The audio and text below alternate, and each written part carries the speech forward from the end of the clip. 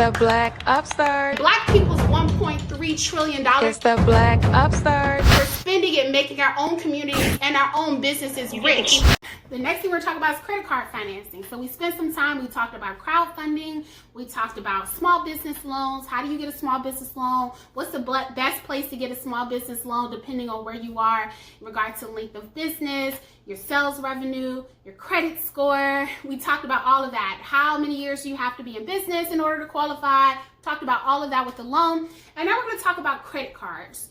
And talking about credit card financing for an entrepreneur is always a touchy subject, right? Because a lot of us have managed a credit card, whether successfully or unsuccessfully, before we've even thought about becoming an entrepreneur and being a business owner, all right? So I want to just be clear that a statistic that I thought was actually pretty shocking to me. 59% of entrepreneurs have used their credit cards to start their businesses. All right, that's nearly 60% of entrepreneurs. And really, though I was shocked, I shouldn't be, because most entrepreneurs don't have the capital in order to get started. So they reach for the loan that they have been accessing for most of their adult life. When you charge your credit card, right? When you use a credit card, you are not using your money. That is not your checking account. You are using Bank of America's money, Chase Bank's money, your credit card company's money, Allie's money, Marcus by Goldman Sachs. I don't know if they have a credit card. But anyway, whoever gave you the credit card, you're using their money. One United, using their credit card. Industrial Bank, let's throw the black-owned banks in there. Every single time you swipe their credit card, you're using their money. And when you pay them back, that's with your money, out your checking account, okay? So for most entrepreneurs, they get savvy and they say to themselves, well, essentially, if I'm using other people's money, well, that's a loan, right? That's a loan. So how can I use that credit card in order to start my business? Now, I want to remind us of the numbers that we talked about before. And the first thing that we talked about is that the average Black person's credit score is 647. All right, 647. And the average, actually the highest group in America, racial group in America's score is 745. And that's Asia, that's an Asian person, right? Black person 647, Asian person 745. Before you use your credit card to finance your business, I want you to do a couple of things and I want you to be smart. The first is I want you to pull that credit report. I want you to take a critical look at it. I want you to ask yourself, are you prepared to handle the management of a credit card? All right? Some people look at the credit score. I want you to also look at the credit report. Do you have late payments? Are those late payments 30, 60, 90, 120 days? Yes, we've talked about how you can get those late payments removed from a CEO, but sweetheart, if it's been 30, 60, 90 days, you got 30, 60, 90 day late payments, you might want to ask yourself if you can manage other people's money, if you can manage other people's capital. Because if you're pulling in 60 to 90 days late, guess what? There are some practices that you need to change in your life before you go managing your debt. Okay, especially for a business. And as a business owner, what you're going to be doing is managing other people's money as you provide them products and services. There's a level of responsibility where you might have to level up. Second, I need you to go from just looking at your credit score to determining, do you have a credit score? Do you have a good credit score? Do you have a credit score? Do you have an excellent credit score? If you have a fair credit score, don't pull up in here, child. Don't pull up in here. Okay? We need you to sit out on the porch and we need you to think about your life, your credit life for just a little bit. Then we need you to go to work. You know how your parents used to be like, go to work, get your little attitude together, go make some money. You ain't running up here in my light bill. That's when they told you to go outside, tell you to go to work. So and when you come up in here, come up with a better attitude and pull up with a check. So we need you to sit out on the porch. We need you to get to the good and excellent, right? Then you can come up in the house with the heat and the cool, and there might even be a little bit of something for you on the stove, all right? So we need you to get to good and excellent. And good and excellent credit scores start higher than 670. So normally 670, 740 for a good credit score. Sometimes it's 670 to a 760. And if you're above 760, that's excellent. All right, the reason why I want you to have a good and excellent credit score is because number 3, and that is you want to make sure that you shop around for the best interest rate. We want to look at APRs, okay? So you want to shop around for the best interest rate that you can get, because Because when you're using that credit card, essentially what's happening is you're using other people's money, and as long as you hold it, interest is over there like, hey, hold it longer. Come on, don't put it down. Don't put it down. They're like, don't drop that eagle down, girl. Keep it on up there. Keep it on up there. Drive it on up there. So like, they want you to drive it and keep it for as long as you possibly can, because with the APR, they're charging you interest every single day you hold money that doesn't belong to you. So when you have a good or an excellent credit score, right, that means that you can get the lowest APR and spend less money using other people's money. Some of you all caught that. I hope you caught it and you held on to it and you hold it close to your heart. All right? We got another little gem coming, so just keep on taking notes. Now, you want to focus on no late payments, all right? No late payments. That's why we have Sister 30, Brother 60, and Auntie 90, and Uncle 120 on the porch thinking about their credit life. Because we can't pull up with late payments on a credit card, all right, that we're using for our business, because the penalty and the stakes are much higher. We're going to talk about that in just a second, right? So you don't want to make late payments, because that will affect your credit report. It will affect your credit score. You also want to make sure that you're paying above the minimum always. So like if your minimum to pay back for that month is $120, pay $125, pay $135, pay $150. It's the same credit tips that you use as you're managing your own credit score. We're going to talk about cash advances, but before we do that, I want you to keep your utilization rate below 30%, right? So some folks are just like, $10,000 credit card, how much money do I have to spend, girl? I got $10,000 to spend. Yes and no. No. You know how people be like, yes, yeah, no, right? It's just like, choose a direction for your head. The answer is yes and no. Yes, you can go up to $10,000. Would I advise it? No. Okay, so you want to keep that utilization rate below 30%, because when you keep that utilization rate below 30%, one, you're showing good management of your credit. So if you have to get a couple of credit cards, don't get too many. Keeping them below 30%, then you're making sure to protect your credit score. You're making sure to keep a good credit report in regard to utilization. Now, let's talk quickly. Oh, my battery. I started 70% with y'all on my battery. Now, I'm all the way over here on 19%, so we got to talk fast. Now, this is what most entrepreneurs do. They get the card because they want the cash advance. Now, first, what we're doing is we want to... Oh, thank you. That is so nice, Afferential. Thank you. Look, you just made me smile. I read the comments, but I try to keep this going because it's going to end up on YouTube. But thank you, Afroential. Just put a big old smile on my face.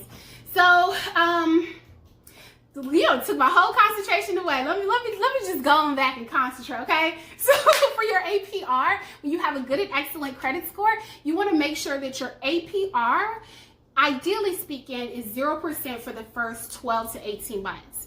And the reason why we're looking for a 0% APR for 12 to 18 months, because it's equivalent to getting a low interest loan. Try to pull up into a bank and ask for a no interest loan. Now, hey, I want $50,000. Don't charge me no interest. They're going to be like, security. Come get Keisha, because she acting up. All right? But when you have a credit card and this is 0% APR for 12 or 18 months, you get an opportunity to use that credit card for a year and a half and pay no interest, right? Be responsible at paying the bill back every single month, your minimum payment above the minimum payment every single month, and you might have 12 to 18 months to use other people's capital in order to grow your business before your APR kicks in, okay? So next, we want to talk about a cash advance, because there are entrepreneurs who say, okay, I'm going to get this card, and then I'm going to get the cash advance that's available to me, and I'm going to use that cash to purchase inventory.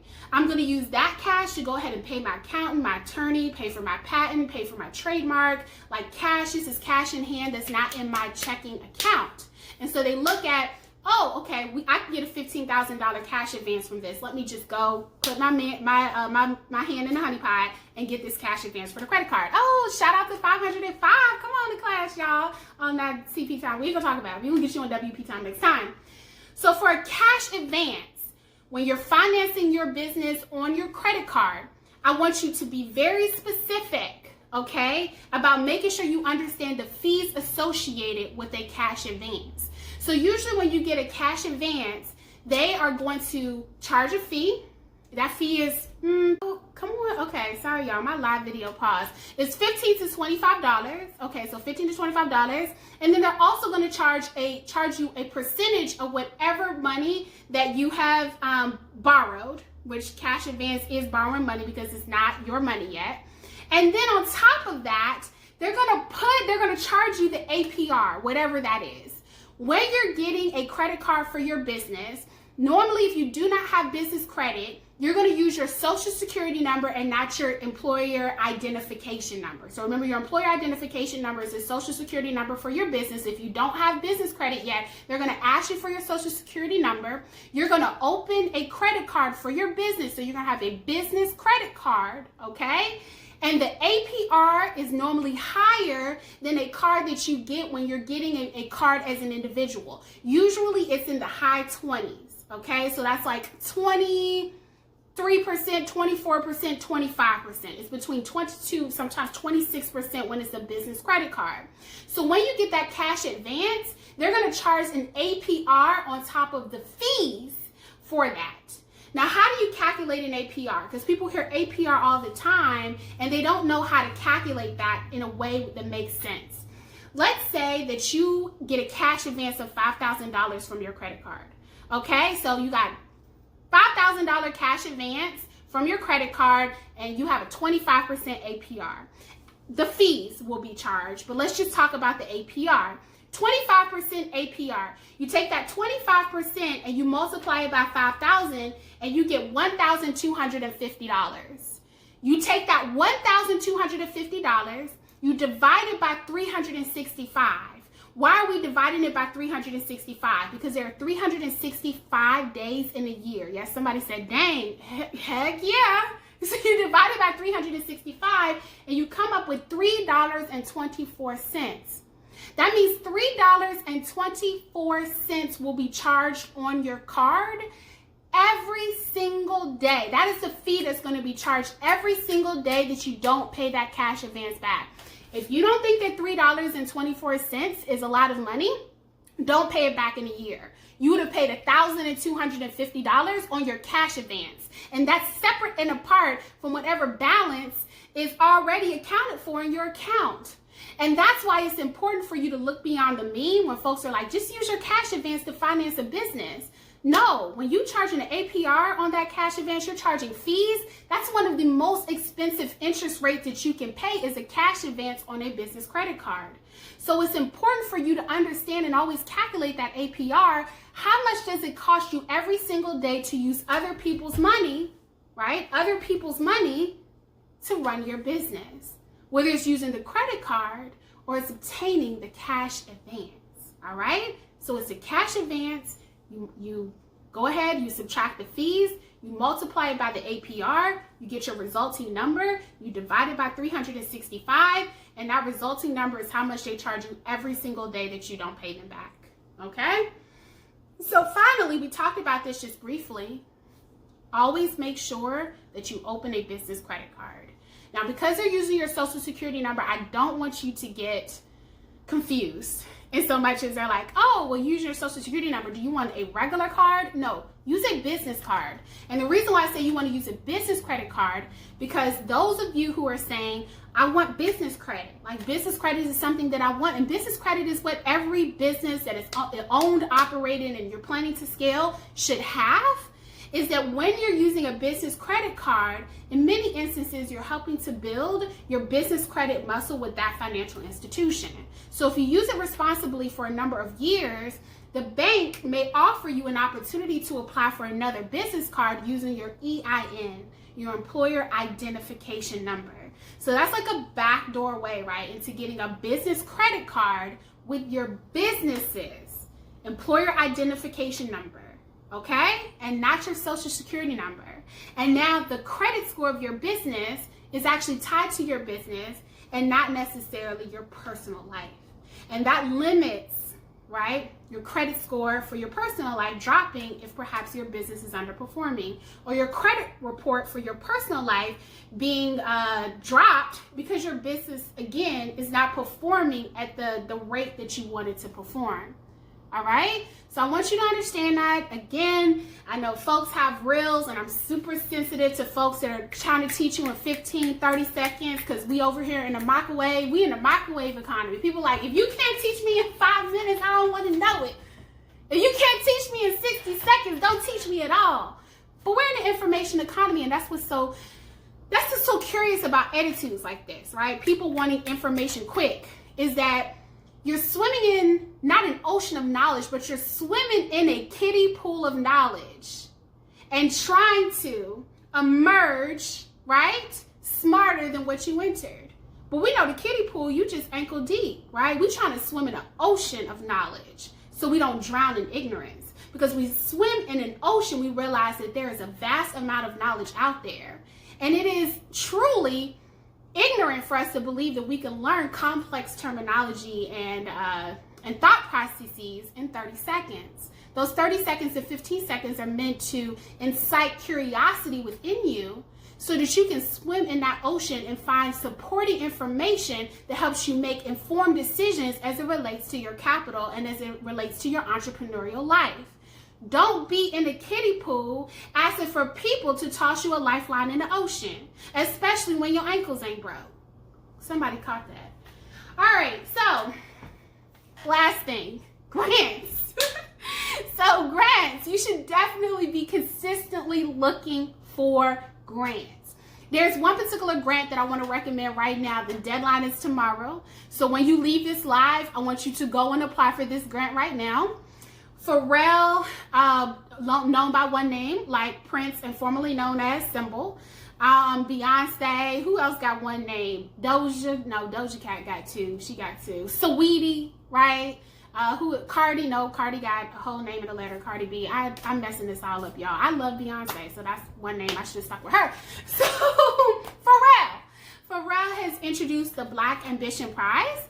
And the Black Ambition Prize is for Black and Brown entrepreneurs who are early stage, who are seeking to start their business and need access to capital.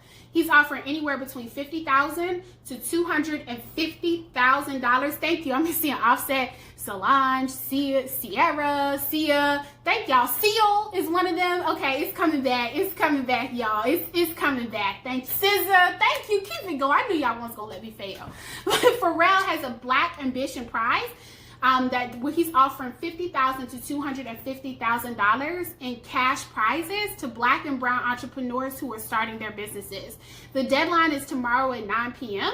I have gone through the entire application myself. I did not click submit. I'm helping him actually launch his program, so I'm not eligible to apply, so I'm not your competition.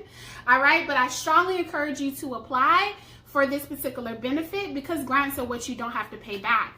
And the greatest thing about the Black Ambition Prize is not just the money, but they offer mentorship and they offer network support.